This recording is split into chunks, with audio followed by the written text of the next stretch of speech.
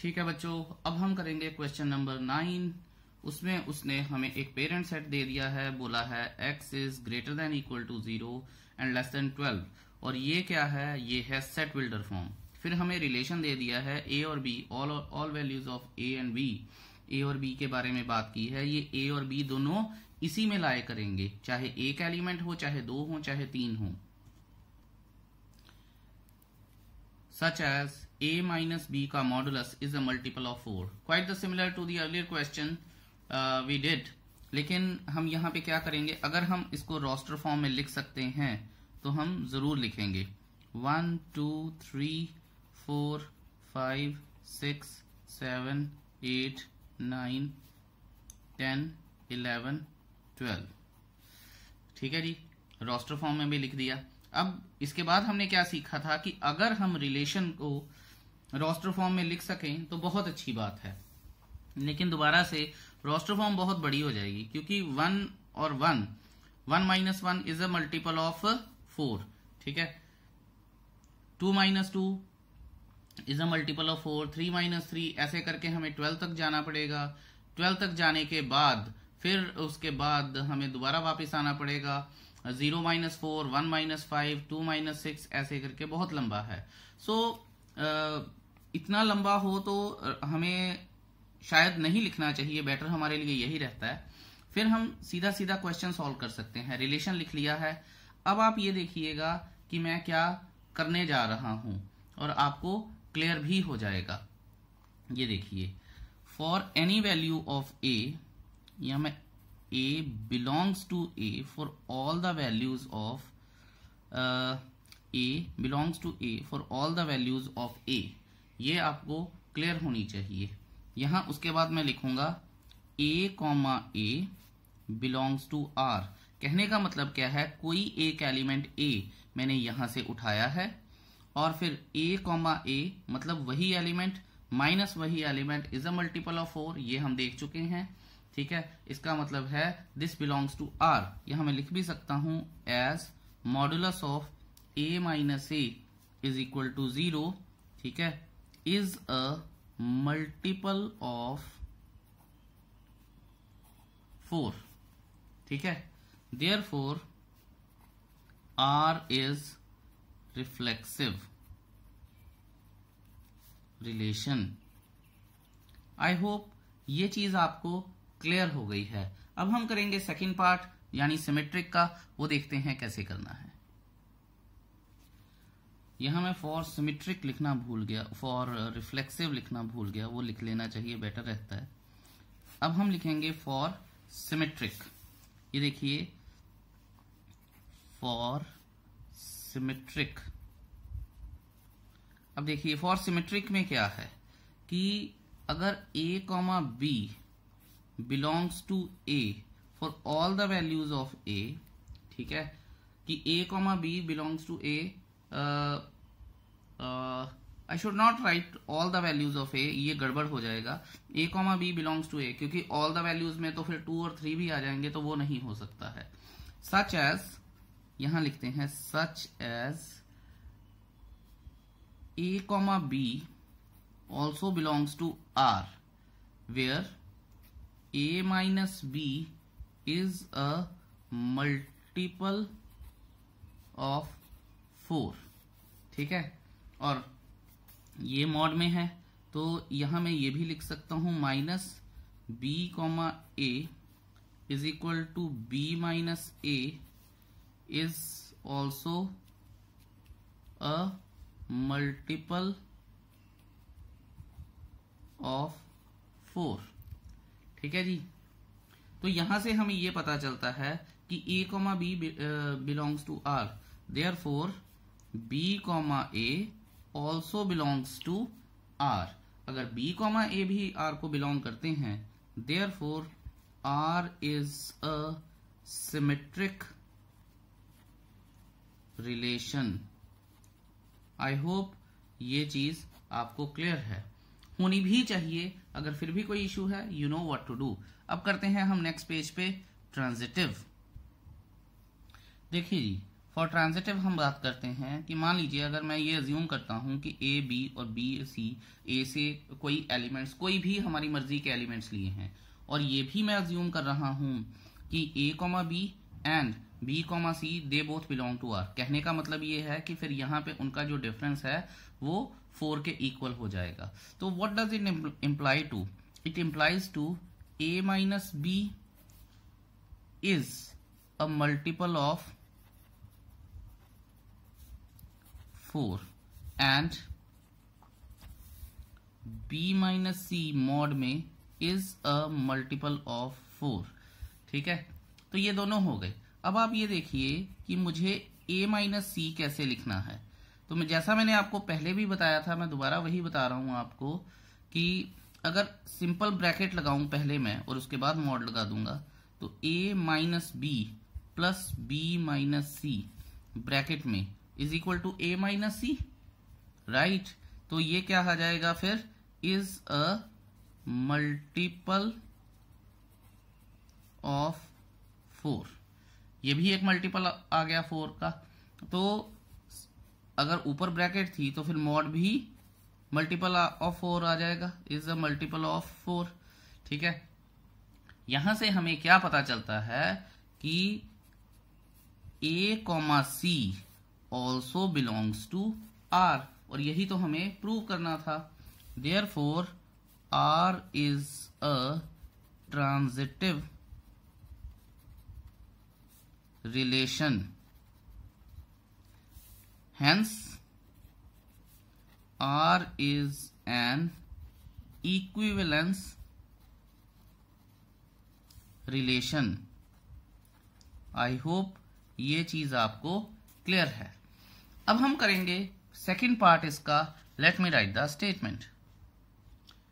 तो यहां पे पेरेंट सेट जो है वो तो वही रहेगा 0 से लेके 12 तक, लेकिन जो रिलेशन सेट है वो चेंज कर दिया उसने ये बोला है कि आप कोई भी एलिमेंट ले लीजिए और दूसरा कोई भी 2 एलिमेंट ले लीजिए, दे शुड बी इक्वल। तो यहाँ पे हमें आगे बढ़ने से पहले, जैसे हम इसकी रोस्टर फॉर्म तो अब लिख नहीं सकते, लिखेंगे भी तो 0 0 0 इक्वल टू 0 1 1 2 2 3 3 ऐसे चलेगा। लेकिन हम क्या करते हैं, इसकी एक बेटर फॉर्म लिखते हैं। यहां हम लिखते हैं for any value of a belongs to a। अगर कोई भी मैं यहां से पेरेंट सेट से वैल्यू उठाता हूं और वो a से बिलोंग करती है, तो इसका मतलब है कि जो दूसरी लूंगा वो भी उसके बराबर हो जाएगी। ठीक है, a comma a will belong to r। ठीक है, because a is equal to a that is given to us. I just hope कि ये आपको चीज क्लियर है। आगे हम कर लेते हैं बात इसके बारे में कि और ये क्या कहना चाहता है। अब ये हम देख लेते हैं कि अगर a और a इक्वल है तो therefore the given relation is reflexive, symmetric and transitive.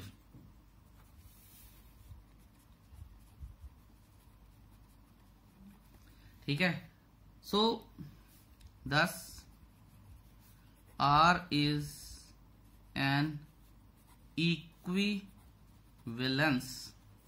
relation। अभी मैं इसको एक एग्जाम्पल के थ्रू भी प्रूव करूंगा ताकि आपको चीजें क्लियर हो जाएं। तो वो एग्जाम्पल तो चलो करेंगे ही करेंगे। अब देखते हैं कि इक्विवेलेंस हो गया, लेकिन उसने बोला है कि 1 कैसे रिलेट करेगा, उसकी भी बात कर लेते हैं। सो द क्वेश्चन इज कि find the set of all elements related to 1 in each case. ठीक है, तो पहले केस में ये मैं करना भूल गया था, तो मैं पहले केस में 1 कैसे रिलेट करेगा वो यहां पे कर रहा हूं। तो ध्यान दीजिए, पहले केस में जो 1 का सेट बनेगा वो बनेगा, मैं यहां लिख रहा हूं set related to 1 is 1, 5, 9।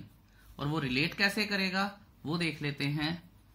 1 - 1 0 is a multiple of 4। ठीक है, फिर मैं लिखूंगा 5 minus 1, 4 is a multiple of 4। ये सिर्फ बता रहा हूं मैं, वैसे करने की जरूरत नहीं थी। 8 is a multiple of 4। यहां पे मैं 5 minus 5 भी कर देता तो 0 मैं बता चुका हूं, 9 minus 9 भी कर देता तो 0 मैं बता चुका हूं। अब सेकंड पार्ट की बात करते हैं और उसके बाद एक्सप्लेन करेंगे कि कैसे ये इक्विवेलेंस रिलेशन बनता है। Every reflexive relation is also an equivalence relation अगर सिमेट्रिक और ट्रांजिटिव दिए गए हैं। तो देखते हैं सेकेंड पार्ट में हम बात करते हैं कि ए कैसे रिलेट करता है। द एलिमेंट्स इन आर, यहां मैं लिख देता हूं, the elements in are that are related to 1 will be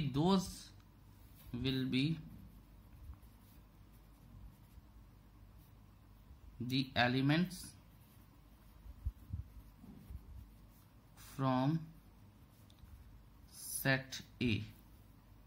ठीक है, which are, लिख देते हैं यहाँ पे, which are इक्वल टू 1। ठीक है, तो जितने भी 1 के रिलेटेड हैं, और आप ये देखिए कि 1 के रिलेटेड है क्या इसमें, यहाँ पे 1 के रिलेटेड एक ही एलिमेंट है। आई थिंक और तो हमें कुछ मेंशन करने की जरूरत नहीं है। Hence the set of elements related to 1 is 1, और इसका सेट बना के इसको अलग कर देते हैं। ठीक है, ये तो हो गई एक चीज। अब आप ये देखिए कि मैंने आपको बोला था कि मैं बताता हूं आपको कि ये होता कैसे है, कि कोई भी अगर रिफ्लेक्सिव रिलेशन है तो इक्विवेलेंस कैसे बन जाता है। हम एक एग्जाम्पल लेते हैं। एग्जाम्पल क्या है, देखिए 1,2, ये तो क्वेश्चन खत्म हो गया। 1,2,3, ये मान लीजिए मेरे पास एक सेट है। अगर ये रिफ्लेक्सिव है तो 1 - 1 है, या फिर 2 - 2 हो सकता है, या फिर 3 - 3 हो सकता है।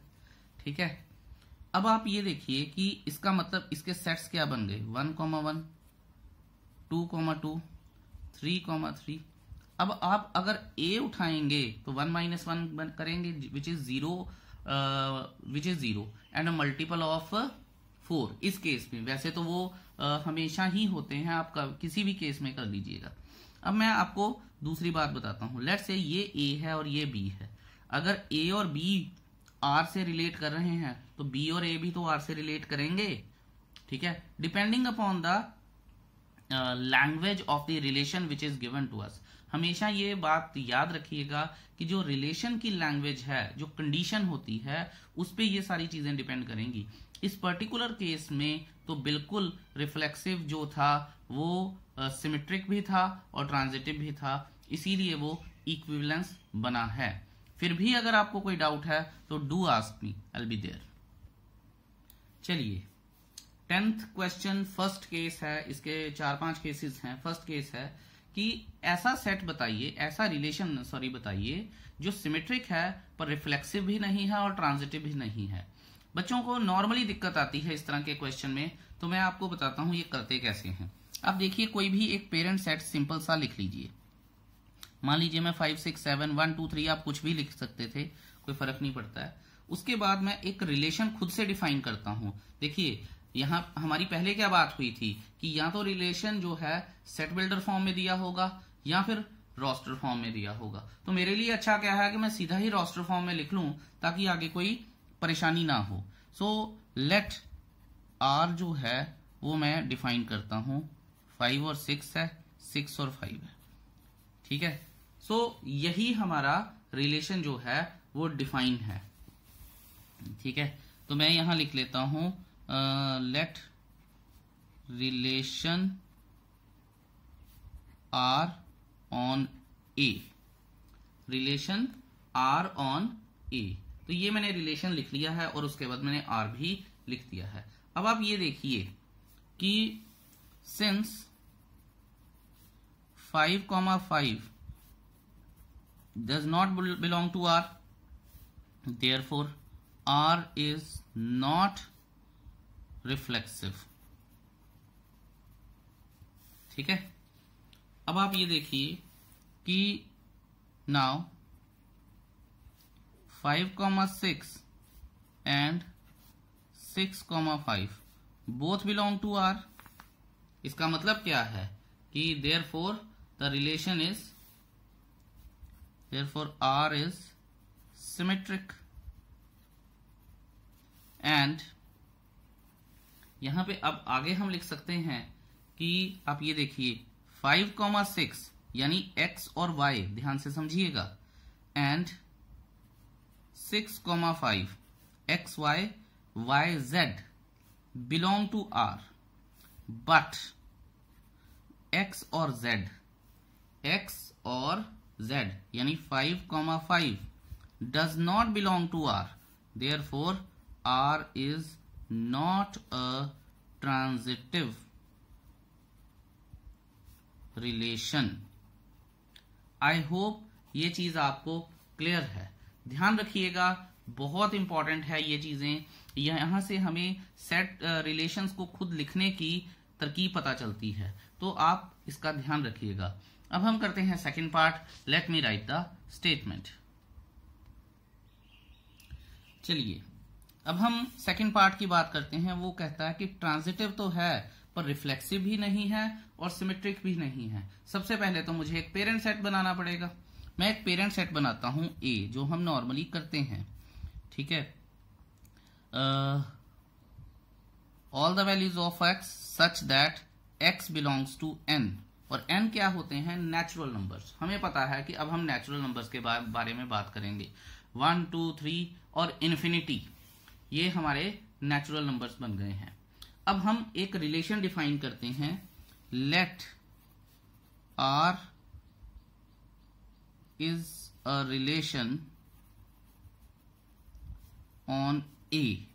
और मैं क्या रिलेशन डिफाइन करता हूं यहां पे, ये बात बड़े ध्यान से देखिएगा कि R is equal to all the values of A, B such that A is greater than B।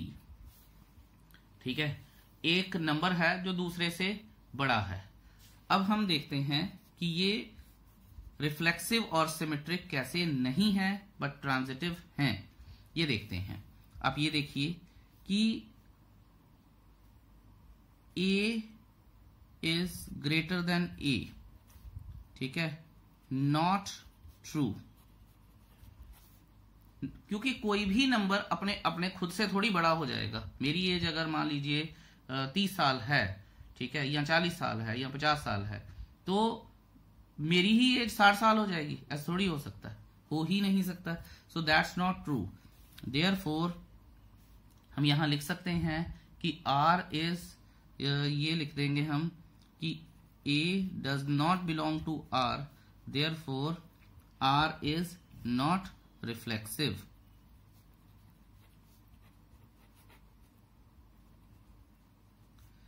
ठीक है, आई होप ये क्लियर है आपको। यहां मैं बता दूं कि हम किसी भी नंबर के बारे में बात कर रहे हैं और वो नंबर A है।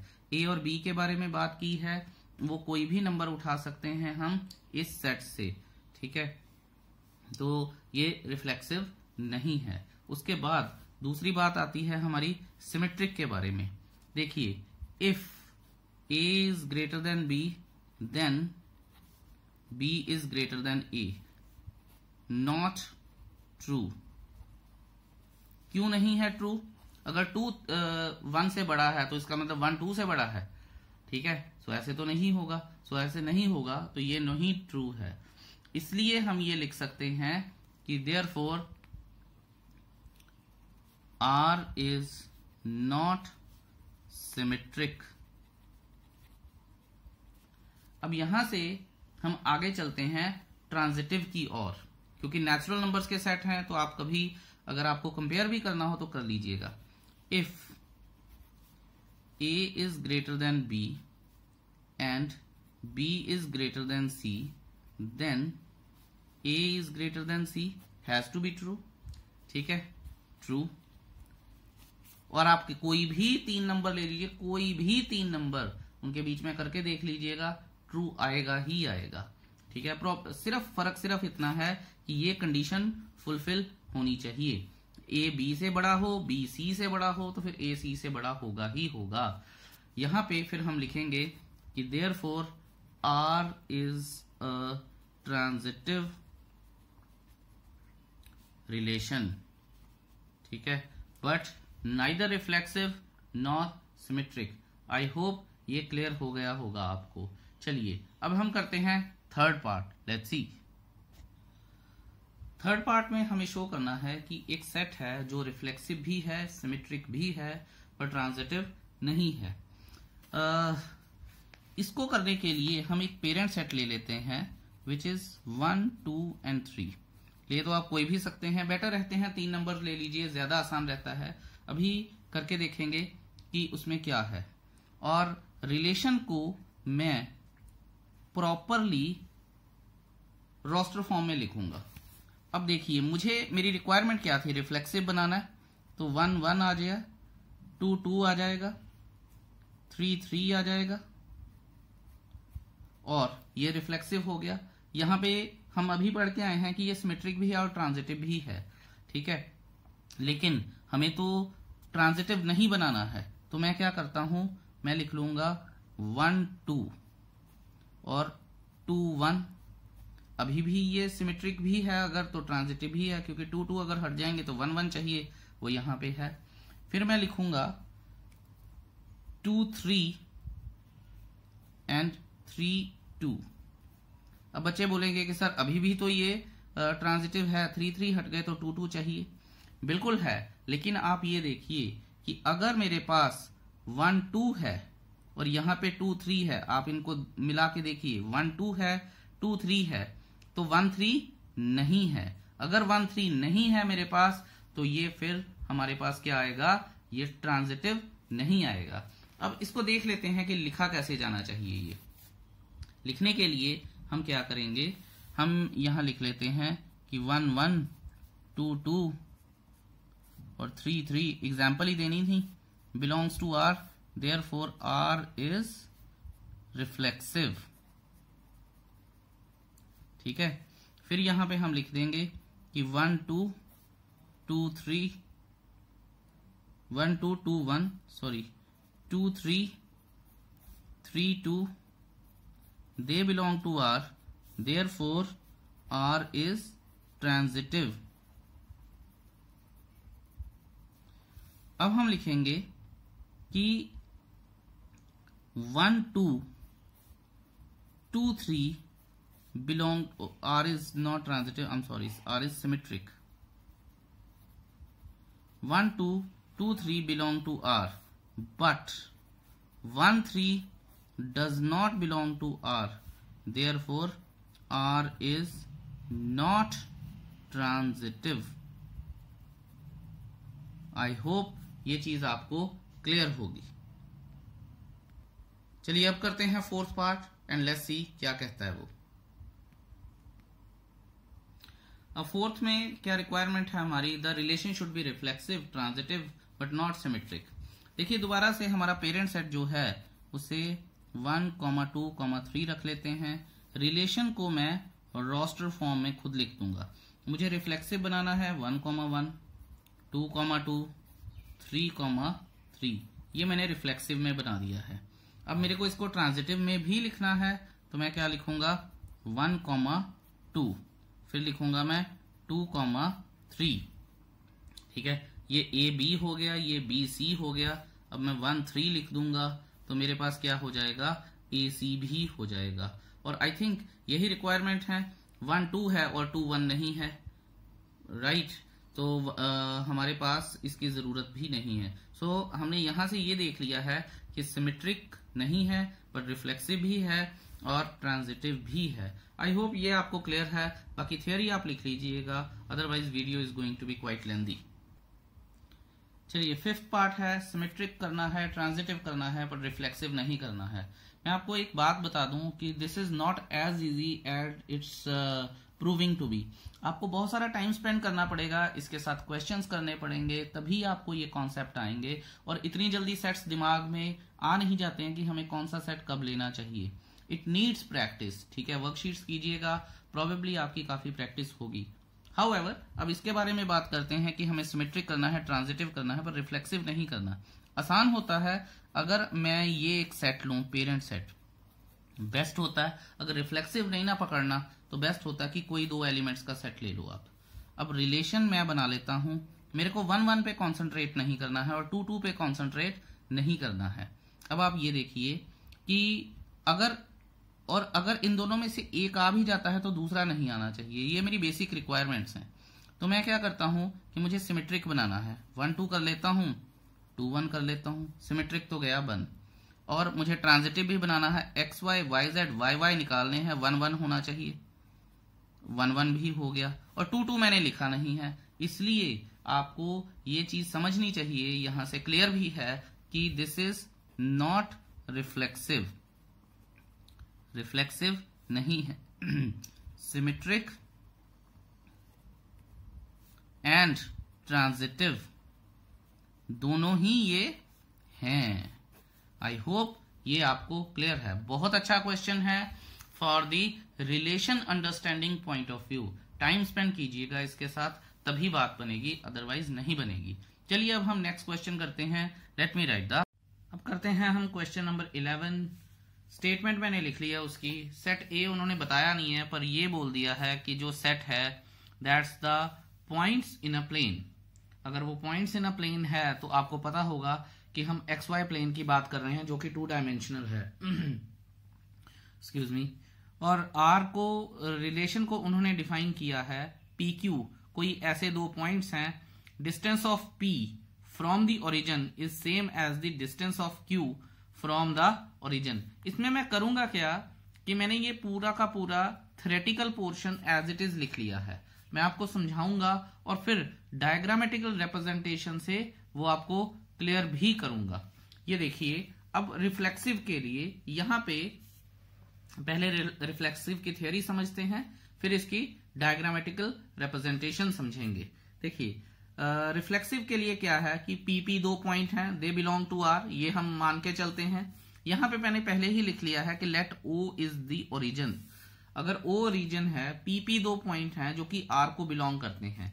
आर को बिलोंग करने का मतलब ही ये है theoretically, since the distance of P from the origin is always same as the distance of point P from the origin। कहने का ये मतलब है कि अगर मैं यहां पे एक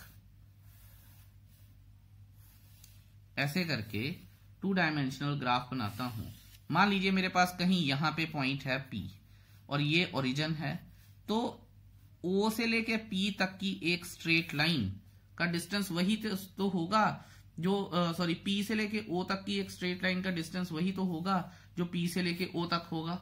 सो what does it become? It becomes, आप ये देखिए कि OP is equal to OP, यहां पे लिखा भी है since the distance of the origin since the distance of the point from the origin is always same as the distance of the point P from the origin। ठीक है, तो अगर आपको थ्योरी चाहिए होगी कि लिखना कैसे है तो उसके लिए ये मैंने बता दिया है, अदरवाइज मैंने आपको समझा दिया है। अब हम बात करेंगे सिमेट्रिक की कि सिमेट्रिक क्या है। सिमेट्रिक में होता क्या है कि अगर 1 और 2 दो पॉइंट्स हैं तो 2 और 1 भी आर को बिलोंग करना चाहिए, अगर 1 और 2 आर को बिलोंग कर रहे हैं। यहां पे हमने ये माना है कि P और Q जो हैं वो R को बिलोंग कर रहे हैं। यहां पे देखिए, अब क्वेश्चन कहता क्या है, the distance of the point P from the origin is same as the distance of the point Q from the origin. कहने का मतलब क्या है, और फिर वो कहता है that is OP is equal to OQ। तो इसका मतलब क्या है, OQ is equal to OP। Let's see here, OP एक है हमारे पास, इसको मैं समझाता हूं। अगर ये मेरे पास 3 यूनिट्स है, तो मान लीजिए इस ओपी की लेंथ 3 यूनिट्स है, तो और ओक्यू की लेंथ भी 3 यूनिट्स है। ठीक है, ये मैं अज्यूम करके चलता हूं, because length can't be negative, तो यहां पे कोऑर्डिनेट नेगेटिव हो सकते हैं, लेंथ कांट बी नेगेटिव। तो 3 यूनिट 3 यूनिट, इसका मतलब क्या है कि इसका मतलब है OP is equal to OQ। तो फिर उल्टा लिख के मैं ऐसा भी तो लिख सकता हूं, OQ is equal to OP। तो वही बात यहां पे क्लियर हो जाती है अब हमारे पास कि अगर OP is equal to OQ है तो OQ is equal to OP भी है। इससे क्या प्रूव होता है कि R is a symmetric relation. अब हम बात करते हैं ट्रांजिटिव की। ट्रांजिटिव में फिर वही बात है कि अगर 2 पॉइंट्स हैं तो उनके जो एक्सट्रीम्स होंगे वो भी रिलेशन को रिलेट करने चाहिए। इसका मतलब क्या है, PQ and QS if they belong to R, then distance of point P and Q from the origin is same and also the distance of the point Q and S from the origin is same. अब आप ये देखिए, बड़ा simple है ये। अगर मान लीजिए उसने बोला है कि P और Q का ओरिजिन से डिस्टेंस सेम है, यहां पे P का और Q का ओरिजिन से डिस्टेंस सेम है। अब मैं एक और पॉइंट बनाता हूं S, मान लीजिए यहां पे है और ये 3 यूनिट्स हैं। S पॉइंट है, इसके भी 3 यूनिट्स हैं। तो बेसिकली कहने का मतलब क्या हुआ, अगर OP is equal to OQ है, sorry OP is equal to OQ है, 3 यूनिट्स हैं। ठीक है जी, इसका मतलब क्या है, अगर OP और OQ इनके 3 यूनिट्स हैं तो हमारे कहने का मतलब है कि यहीं पे कंफ्यूजन आती है कि अगर P and Q are equidistant, अब देखिए OQ is equal to OS, ये भी 3 यूनिट्स हैं। समझ आया कि OP, इसका मतलब है P इज अपना P का डिस्टेंस O से और Q का डिस्टेंस O से 3 यूनिट्स है। यहां Q का डिस्टेंस O से, S का डिस्टेंस O से 3 यूनिट्स है। तो इसका मतलब क्या है, फिर इसने क्या इंप्लाई किया, OP का distance is equal to OS का distance is equal to 3 units ही तो होगा। कहने का मतलब क्या है कि P का डिस्टेंस O से 3 यूनिट्स है, S का डिस्टेंस O से 3 यूनिट्स है। इसका मतलब क्या है कि अगर हम अपनी भाषा में बात करें तो A is related to R, B is related to R, then C is also related to R। और दूसरी तरह से बात करें तो XY is related to R, YZ is related to R, then XZ is also related to R। तो ये X और Z हो गया। अब देखते हैं इसे लिखना कैसे है। जो मैंने पहले बताया था उसके बाद देखते हैं कि वो कहता है कि अगर हमारे पास द डिस्टेंस, ये सारा मैंने बता दिया था। अब PQ QS belongs to R, मैंने बता दिया 3 यूनिट्स की एग्जांपल ली है। Then PS extremes also belongs to R, therefore R is a transitive relation and hence R is an equivalence relation. अब करते हैं हम बात आगे जो इसने पूछा है। अब बड़े ध्यान से समझिएगा कि उसने बोला क्या है। उसने आगे क्वेश्चन लिखा है, further show that the set of all points related to a point P not equal to 0 is the circle passing through P with the origin as the center। यहां पे मैं आपको थोड़ा पीछे की याद करवाऊंगा +1 की। लोकस क्या होता है, इक्विडिस्टेंट, ऐसा पॉइंट जिससे बाकी सारे पॉइंट इक्विडिस्टेंट होते हैं। और हमने ये भी बात किया था कि centre of the circle is always equidistant from all the points on the boundary of the circle. तो ये एग्जैक्टली वैसी ही कुछ एग्जाम्पल हमारे पास जो है वो मेंशन की गई है। अब देखते हैं कि वो चाहता क्या है। यहां पे उसने लिखा है कि P is not equal to 0 0। तो हम यहां लिख सकते हैं the set of all points related to P, the set, ये थियोरी है जो इसका आंसर है, the set of all points related to P is not equal to 0 0। ठीक है, will be those points whose distance from the origin is the same as the distance from P, ठीक है, will be those points whose distance from the origin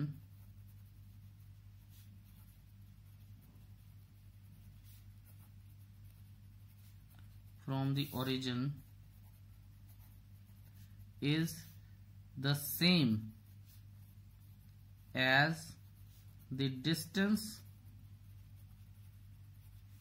of point P from the origin. इसकी थोड़ी सी बात करते हैं। मान लीजिए ये हमारे पास अब एक सर्कल आ गया है। Let's say this is a circle we have.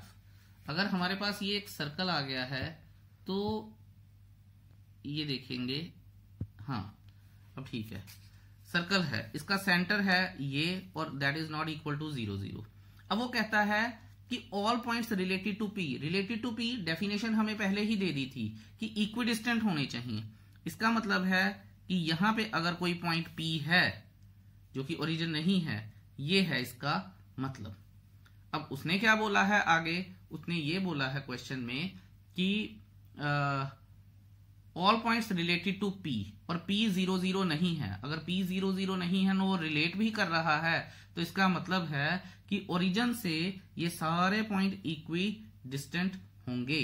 I hope ये आपको चीज क्लियर है।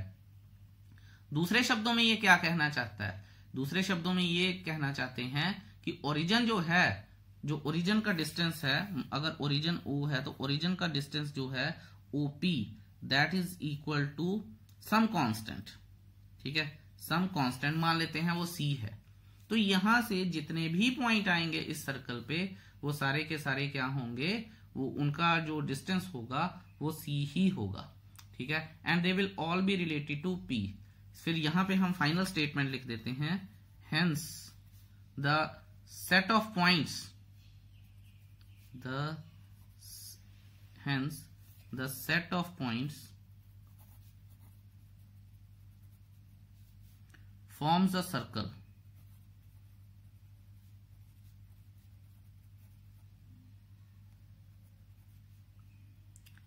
with the center as origin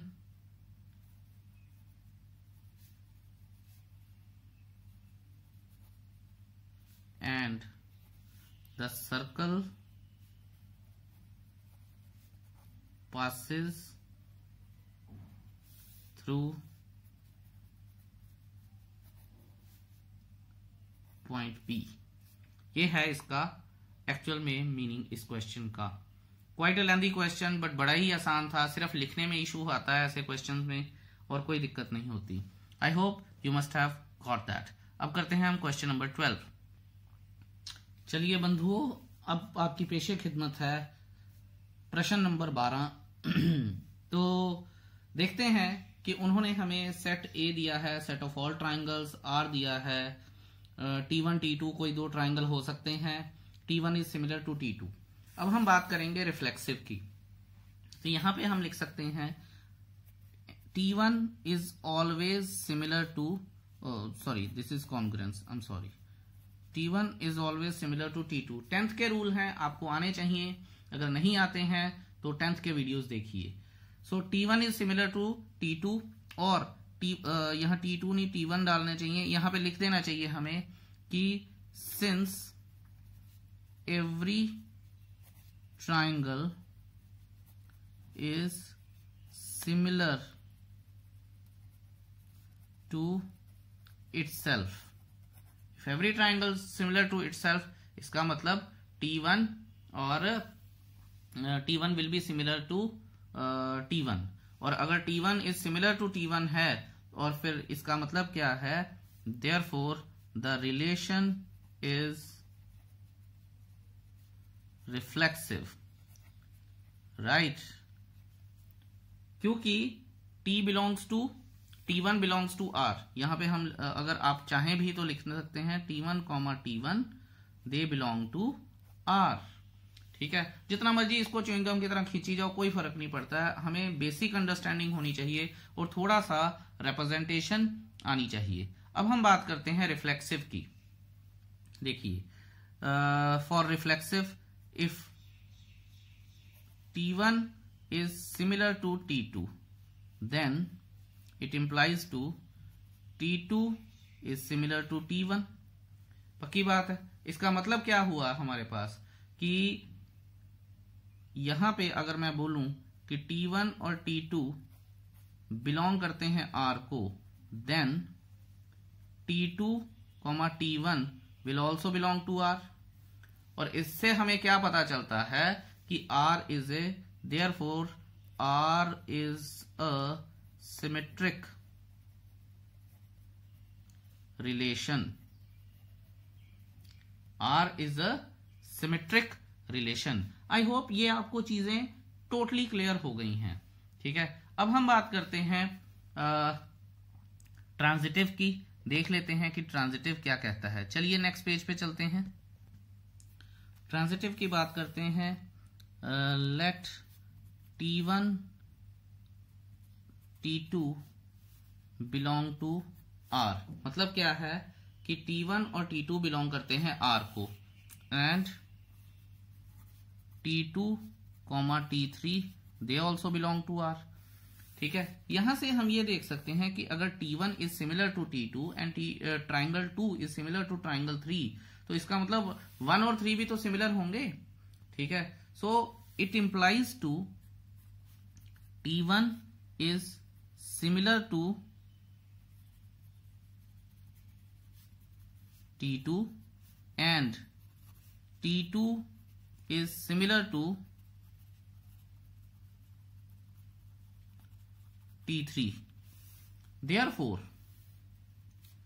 T1 is similar to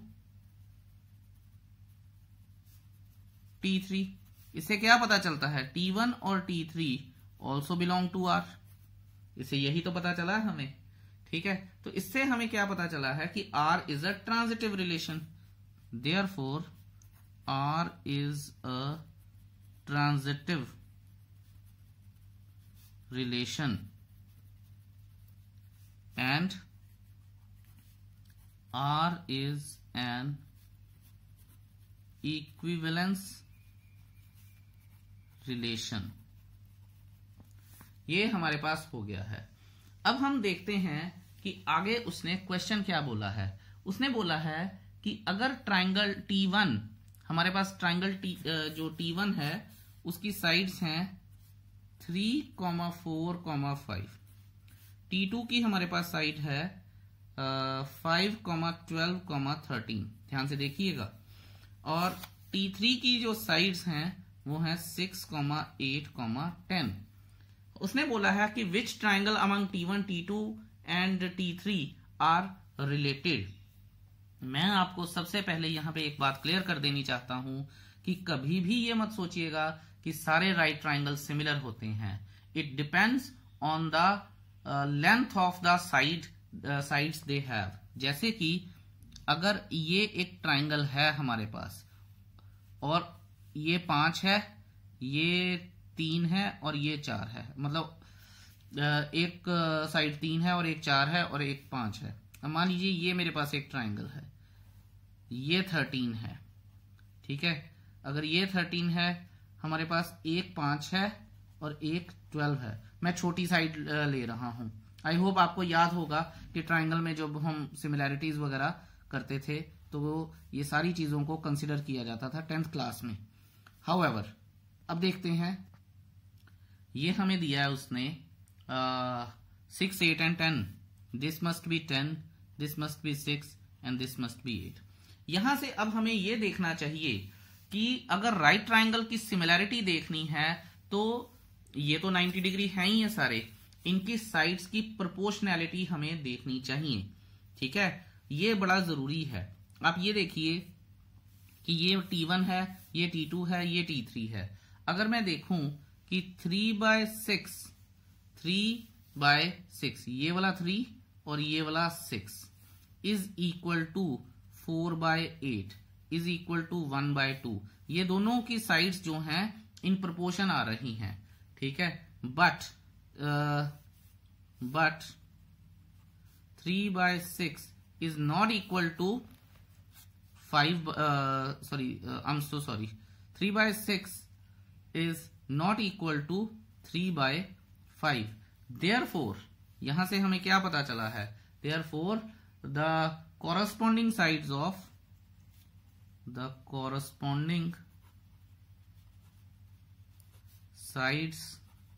of T1 and T3 are in the same ratio, ठीक है जी।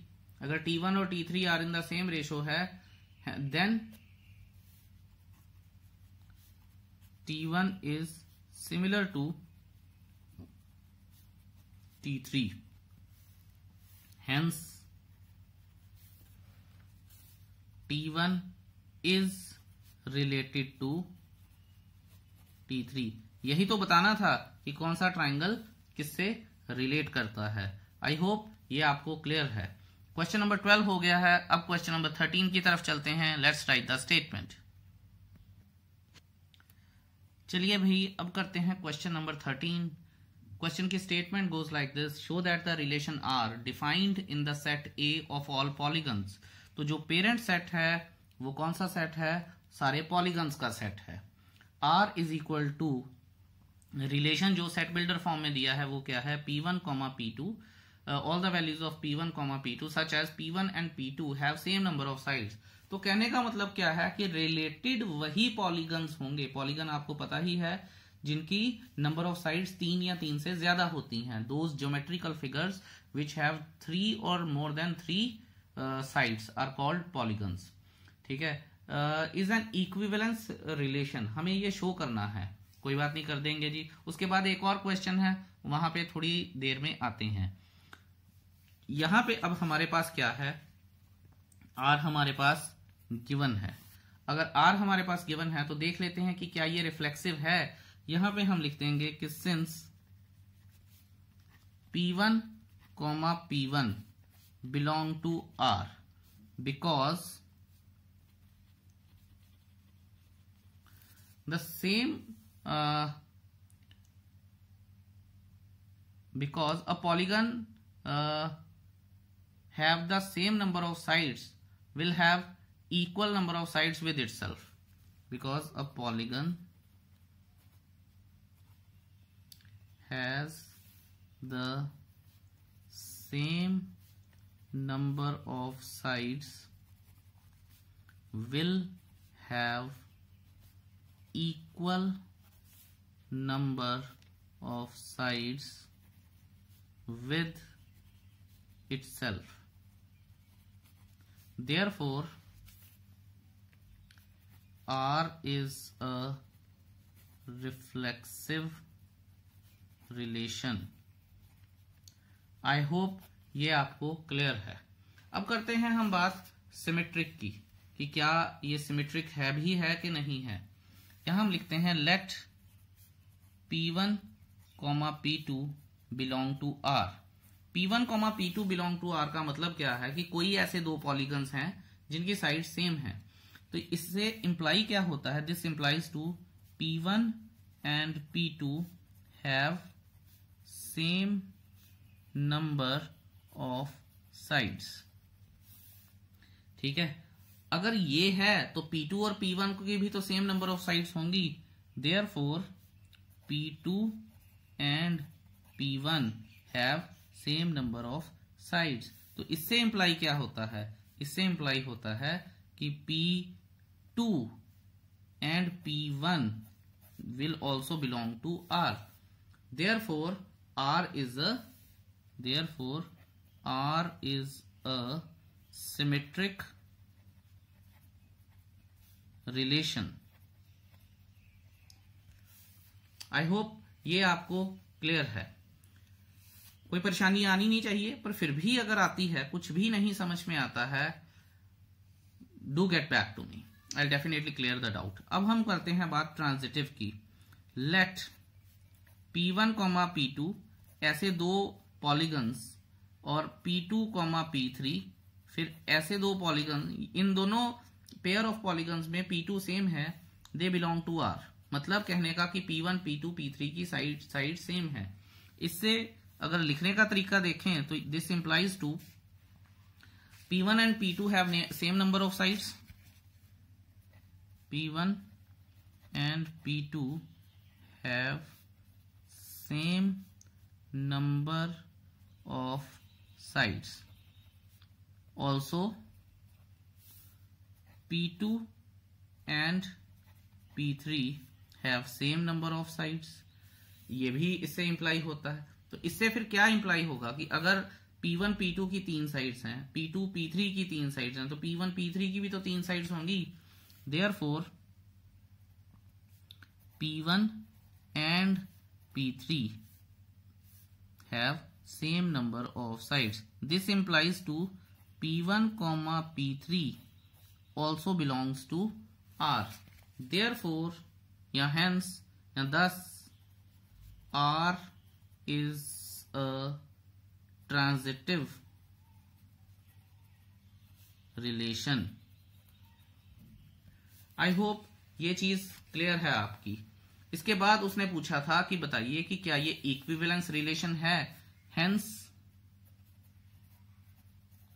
R is an equivalence relation। R क्या है? एक equivalence relation है। ठीक है, आई होप ये सारा कुछ क्लियर है। अब हम करते हैं इसके अगले क्वेश्चन की बात कि वो उसमें क्या बोला है हमें। क्वेश्चन ये है कि what is the set of all elements in A related to right angle triangle T with sides 3, 4, 5। कहने का मतलब क्या है कि एक राइट ट्राइंगल दे दी गई है हमें टी विद साइड्स 3, 4, 5। ये 3 है, ये 4 है, ये 5 है और इस ट्राइंगल का नाम है टी। अब उसने बोला क्या है कि आप ये बताइए कि कौन सी जो हमारे पास what is the set of all elements, जो ए में जितने एलिमेंट्स हैं वो इस ट्राइंगल के साथ कैसे रिलेट करते हैं। तो यहां पे बड़ी सीधी सीधी बात है कि द एलिमेंट्स इन ए, अगर इसका थ्योरेटिकल आंसर लिखना हो तो मैं लिखूंगा the elements in A are related to, in A are related to the right triangle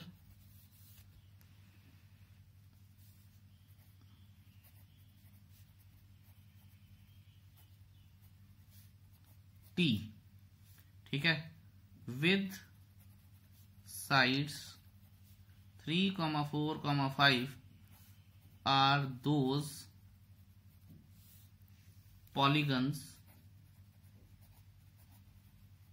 which have 3 sides। क्योंकि साइड्स की लेंथ तो मैटर कर ही नहीं रही है, यहां पे हमें तो साइड की लेंथ से कुछ लेना देना ही नहीं है। 3 साइड्स होनी चाहिए, इसका मतलब ऑल टाइप ऑफ ट्राइंगल्स, ठीक है, all type of triangles will be related to triangle T जिसकी साइड्स 3, 4, 5 हैं। अब सिमिलैरिटी यहां पे नहीं देखनी है, इस बात का खास ध्यान रखिएगा।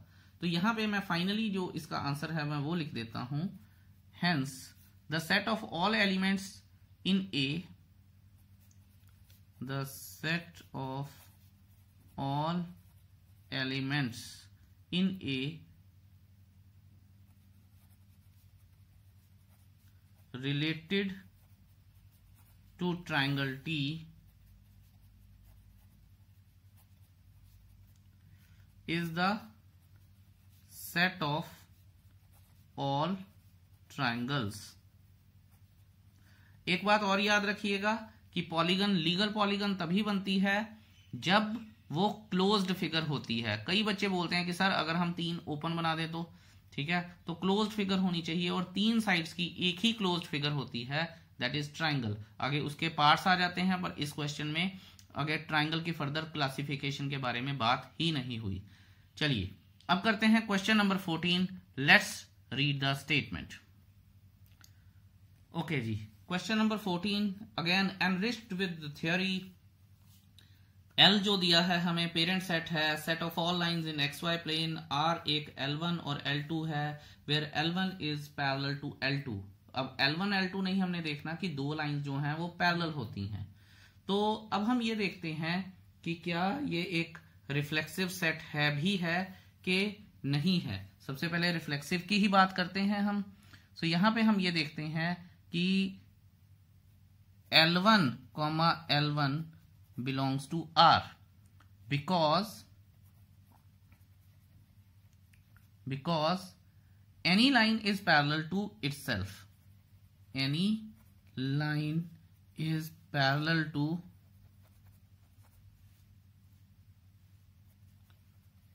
itself. ठीक है, हम ये बात करते हैं।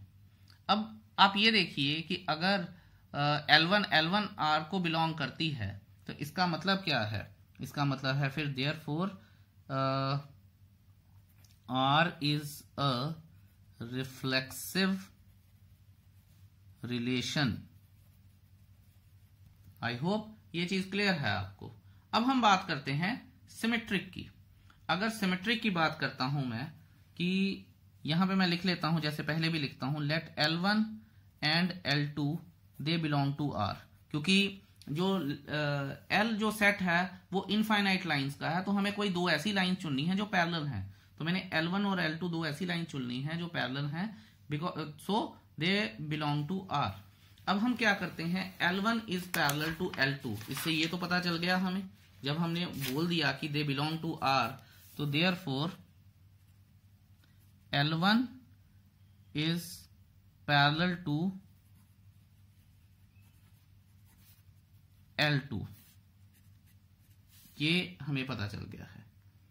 अच्छा, अगर ये पता चल गया है तो इससे आगे क्या पता चला होगा कि अगर L1 पैरेलल टू L2 है तो फिर L2 भी तो पैरेलल L1 के है। Therefore L2 is parallel to L1। So इससे हमें आगे क्या पता चलता है? इससे हमें पता चलता है कि L2, L1 both belong to R। Therefore, R is a symmetric relation. I hope ये क्लियर है। आसान है, बहुत आसान है। I really don't think anyone would find any problems after listening to all this. अब हम ट्रांजिटिव की बात करते हैं। Let R1, R2 belong to R. L1, L2 belong to R and L2, L3 belong to R। ठीक है जी। इससे हमें क्या पता चला है? इट इंप्लाइज कि L1 is parallel to L2 and L2 is parallel to L3। ठीक है, तो इससे फिर आगे क्या इंप्लाई होता है कि L1 is parallel to L3, therefore L1, L3 they both belong to R। इससे हमें क्या पता चला है? इससे हमें ये पता चला है कि R is transitive।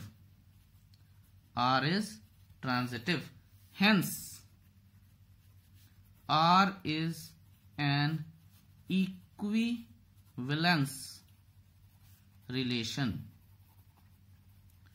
ठीक है जी, R क्या है? अब इक्विवेलेंस रिलेशन है। अब हम बात कर लेते हैं कि जो इसने एक्स्ट्रा क्वेश्चन हमें दिया है उसकी स्टेटमेंट पढ़ लेते हैं।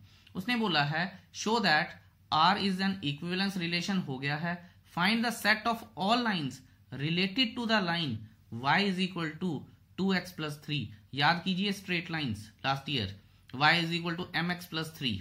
ठीक है, तो ये तो चलिए मैंने वैसे ही बता दिया आपको, लेकिन यहां से हमें पता होना चाहिए कि हमें पता है कि जो भी पैरेलल लाइंस होती हैं, जितनी भी पैरेलल लाइंस होती हैं, उनकी स्लोप क्या होती है? सेम होती है। याद होगा अगर आपको y is equal to mx plus c, तो m क्या होता है? स्लोप। अगर यहां पे y is equal to mx plus c की फॉर्म में ये दिया है हमें, 2x+4, बाकी तो कुछ भी हो जाए, m should be equal to 2। So ये तो मैंने आपको प्रैक्टिकल पॉइंट ऑफ व्यू से बताया है। यहां अब मैं इसको थ्योरेटिकल पॉइंट ऑफ व्यू से बताता हूं और उसका आंसर लिखता हूं। The set of all lines related to the line y is equal to 2x+4 is the set of all lines, ठीक है, is the set of all lines that are parallel to the is the set of all lines which are parallel to y is equal to 2x+4, ठीक है, and we know that all parallel lines should have same slope, ठीक है, which is m is equal to 2 होनी चाहिए। यहां पे फिर हम लिखेंगे the line which are parallel to the given line, therefore the set of lines parallel to the given line are of the form y is equal to 2x+c, ठीक है, where c belongs to r, और ये छोटा c होता है, याद रखिएगा, this is small c, ठीक है, और जो r होता है वो रियल नंबर होता है, आपको पता होना चाहिए। अगर नहीं पता तो फिर आप स्ट्रेट लाइंस की वीडियो देखिए +1 की में भी। हाउएवर यहां पे फिर हम फाइनल कंक्लूजन दे देते हैं। Hence the set of all lines related to the given line is y is equal to 2x+c, where c belongs to r. I hope ये आपको क्लियर है। Question number 14 is done now. अब 15 और 16 MCQs हैं, वो कर लेते हैं। Let's see question number 15। देखिए क्वेश्चन नंबर 15 बड़ा ही आसान है। हमने पेरेंट सेट लिख लिया है 1 2 3 4, और जो रिलेशन है 1 2 2 2 1 1 1 3 4 4 3 3 3 2, ये सारे लिख लिए हैं। अब उसने बोला है कि चूज द करेक्ट ऑप्शन। हमें ये देखना है पहली ऑप्शन क्या है, R is reflexive and symmetric but not transitive. Reflexive है, सबसे पहले मैं रिफ्लेक्सिव चेक कर लेता हूं। 1 1 है, 2 2 है, 3 3 है, बाकी कुछ है या नहीं है मैटर नहीं करता है। रिफ्लेक्सिव अगर देखना है तो a set should an element should reflect itself, वो कर दिया है इसने। सिमेट्रिक में अब हम देखते हैं कि कितने हैं और उनके वापस कितने पेयर्स बन रहे हैं। 1 2 है तो 2 1 होना चाहिए, क्या यहां पे है? 1 2 के साथ 2 1 नहीं है, लेकिन यहां पे तो उसने लिखा है, पहली ऑप्शन में लिखा है कि R is reflexive and symmetric, तो सिमेट्रिक तो नहीं है, तो ये तो गलत हो गया। अब ऑप्शन बी की बात करते हैं। So option A is cancelled because it is not symmetric, यहां पे बोला गया है। ऑप्शन बी की बात करते हैं। R is reflexive and transitive but not symmetric. Reflexive मैं पहले ही करके आया हूं, ट्रांजिटिव हम देख लेते हैं। 1 2 है, 2 2 है, तो 1 2 होना चाहिए, क्योंकि 2 और 2 खत्म हो जाएंगे, 1 2 है, ठीक है जी। फिर 1 1 है, 1 2 है, तो 1 2 होना चाहिए, ठीक है। 1 1 है, 1 3 है, तो 1 3 होना चाहिए, ठीक है जी। 1 1 1 3 और 1 3 है, बिल्कुल ठीक है। इसके बाद आप और कोई भी देख लीजिए, सबकी ए बी और सी रिलेट कर रहे हैं, लेकिन अभी ये भी देखना है हमें कि क्या सिमेट्रिक है या नहीं है। सिमेट्रिक ये हमने पहले ऊपर वाले में ही देख के आए हैं कि सिमेट्रिक नहीं है। सो ये ऑप्शन हमारी ठीक बैठ रही है। अभी बाकी भी चेक कर लेते हैं।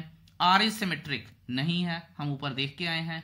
R is an equivalence relation हो नहीं सकता, क्योंकि अगर सिमेट्रिक नहीं है, तीनों अपनी अपनी कैटेगरी फुलफिल नहीं करते हैं, तो इक्विवेलेंस हो नहीं सकता है। सो आई होप आपको पता चला होगा कि करेक्ट आंसर बी कैसे है। अब हम अगली बात करते हैं। अगला भी बहुत आसान है। Let me right the statement. चलिए क्वेश्चन नंबर 16, जो पेरेंट सेट है वो नेचुरल नंबर्स का है, लिखने की जरूरत नहीं है। रिलेशन उसने दे दिया है, थोड़ा सा ध्यान से पढ़ लेते हैं। All the values of a and b such that a is equal to b minus 2 where b is greater than 6। तो ऑप्शन से ये क्वेश्चन हो जाएगा। अगर मैं ए ऑप्शन जो कि मेरे पास 2 और 4 है मैं डालता हूं, मैं बी की कोई भी वैल्यू उठा लूं, पहली तो बात बी की वैल्यू 4 नहीं आ सकती, बी की value 4 can't be, it can't be equal to 4 क्योंकि b इज ग्रेटर देन 6। तो पहली ऑप्शन तो वैसे ही गई, ठीक है। दूसरी ऑप्शन है 3,8, तो 8 डाल के मैं देख लेता हूं। 8 अगर मैं यहां पे डाल के देखता हूं तो 8 माइनस 2 कितना आ रहा है 6, पर यहां पे तो 3 है। सो बी ऑप्शन भी गई मेरे पास। अब मैं सी ऑप्शन की बात कर लेता हूं। 6,8, बी 6 से बड़ा है, यस ट्रू। तो मैं यहां पे 8 डालता हूं, 8 माइनस 2 6 आ जाएगा और a की वैल्यू 6 आ जाएगी। So C should be the right option. और डी ऑप्शन दोबारा से वो नहीं होगी क्योंकि 7 माइनस 2 इज इक्वल टू 5 और वहां पे 8 की वैल्यू है। So C is the right option. With this I conclude exercise 1.1. I hope you must all have enjoyed doing the questions. Thank you so much. Have a nice day. Bye bye.